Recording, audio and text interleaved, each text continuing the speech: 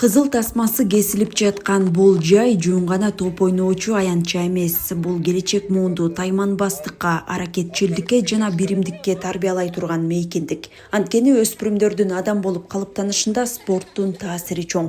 Бүгүн мындай заманбап аянтчалар Чолпон Ата шаары менен Боз Тери, Тор Айгыр, Чоң Сарой жана башка айылдарда жалпы 9 жерде ачылды.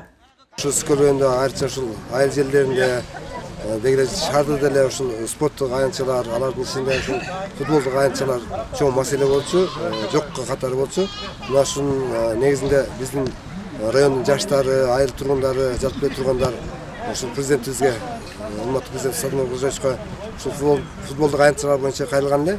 Ушул акыркы заманбап мындай сапаттуу материалдардан, төшөнчүсү сапаттуу материалдан болуп, жакшынакай бүткөлүп тапшырылды. Бүгүн элибиз абдан кубанычта.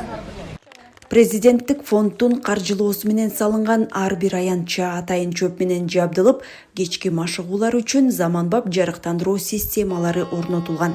Эми жаштар көчө бойлоп эмес, коопсуз жана ыңгайлуу шартта футбол ойноп убакыт өткөрүшөт. Бир учурда 9 жерде мындай аянтчалардын ачылышы жашкары дебей баарын кубантты. Бул абдан чоң жетишкендик Чолпонто ойлоп атабыз. Ушул экени бир элдин атынан президентибизге Садыр Нуркожоевичке ыраазычылык элдин атынан айтып атабыз. Ушундай спорт комплексти көбөйтүп атат. Элдин ден соолугу жакшы болсо, мамлекетте бекем болот. Ошондуктан элдин атынан сизге абдан чоң ыраазычылык.